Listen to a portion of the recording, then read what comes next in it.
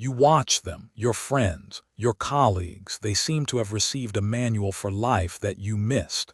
You're at the party, but you feel like you're watching it through a thick sheet of glass. You're present, but you aren't participating. You tell yourself that you're just in a preparation phase, a waiting room. You believe your real life starts after the promotion, after the move, after you finally feel ready. But the finish line keeps moving. You're not living, you're rehearsing. This isn't just a phase of laziness. It isn't a lack of ambition. You are experiencing a very specific, invisible psychological state. You feel uninitiated, like a ghost haunting your own timeline. You've spent years waiting for a signal that you are finally allowed to begin.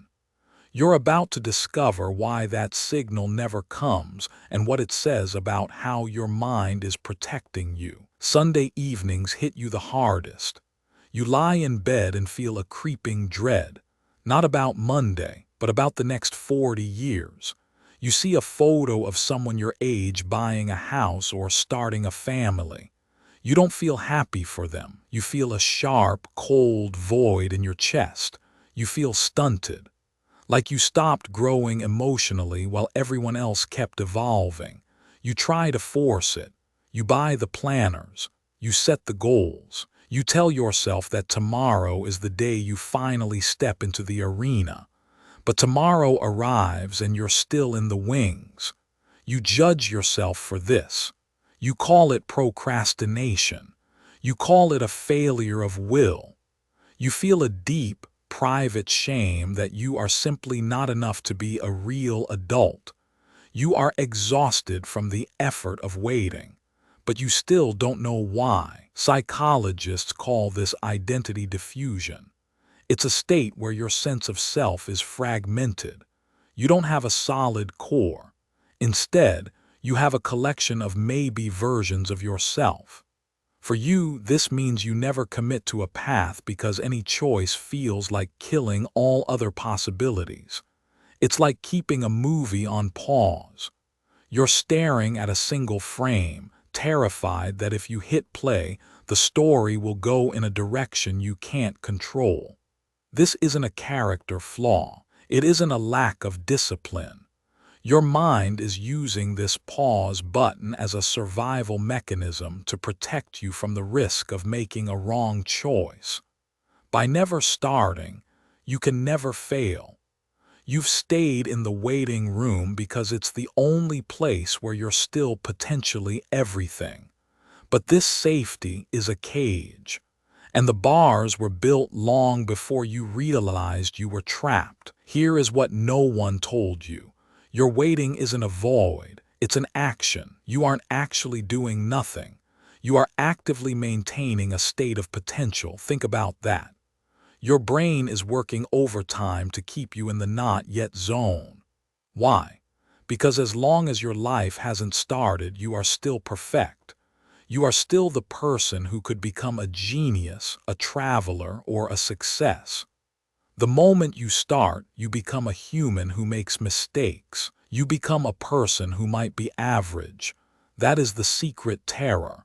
You aren't afraid of failing. You're afraid of being defined. You've been treating your life like a precious heirloom that you're too afraid to actually use. It's a heavy burden to carry. But realizing that your stagnation is actually a form of protection changes everything. It means you aren't broken. You're just overprotected by your own mind. This often stems from performance-based self-esteem. This is when your value as a human is tied strictly to your achievements.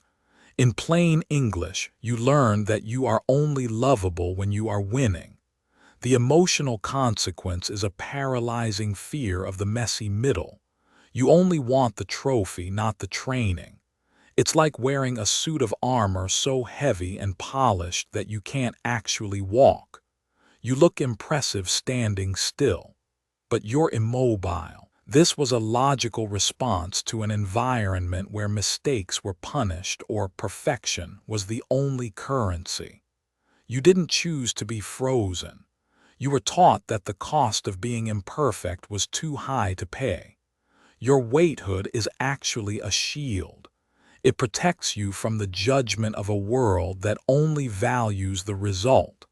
But knowing this is only the beginning.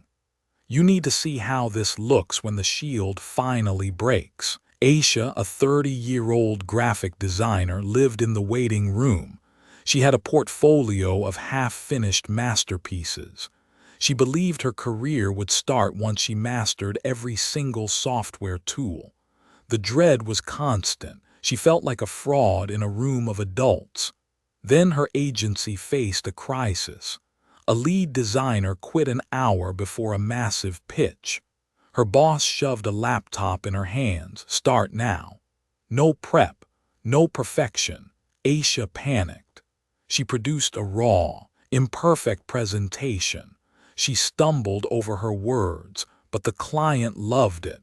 They didn't want a polished machine. They wanted her raw perspective. This made Aisha realize that the start she was waiting for wasn't a date on a calendar. It was the moment she accepted being seen as imperfect. What Aisha discovered in that hour of panic, you can choose to discover through intention. You don't need a crisis to finally begin. Look at the pattern. Your hesitation, your dread, your feeling of being uninitiated. These aren't signs that you are lagging behind. They are evidence of a profound intelligence. Your mind spent years calculating every risk to keep you safe. You aren't a failure. You are a protector who has been guarding a version of yourself that no longer needs a shield. The fact that you care this much about your life starting is the very proof that you are ready for it to begin. You've paid a high price in lost time and quiet loneliness. You deserved a world where you felt safe enough to be messy, but you've carried the weight of perfection for long enough. You are now granted explicit permission to be a beginner. Not because you've finally become ready, but because you've earned the right to be imperfect. The waiting room is open. You can leave now. This isn't about willpower. It's about re-educating a system that learned the wrong lesson. First, practice micro-wins. Complete one tiny, meaningless task poorly. Here is why this works. You are teaching your amygdala that imperfection does not equal death.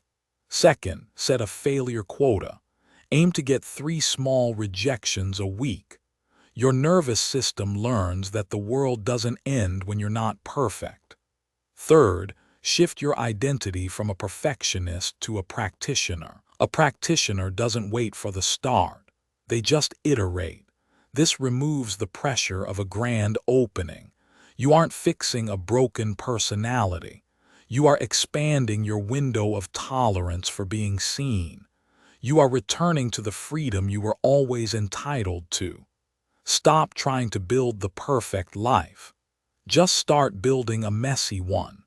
The beauty is in the friction. You are finally allowed to just exist without needing to be extraordinary. You've spent a long time feeling invisible, feeling like a spectator in your own story. But today, you've named the ghost. You've understood the mechanism of the waiting room. You are not alone in this quiet dread. Next week, I will show you the psychological mechanism behind high-functioning anxiety. We will explore why some of us succeed wildly while feeling like we're constantly on the verge of collapse. Join a community that understands the true mechanisms of human behavior, not just the surface-level symptoms. Hit subscribe if you are ready to genuinely explore how your mind truly works. You don't have to figure this out in isolation. You don't have to wait until you're perfect to belong here. Take a deep breath. Let the pressure of the perfect start dissolve. You are here. You are seen. And for the first time in a long time, you are finally, truly beginning.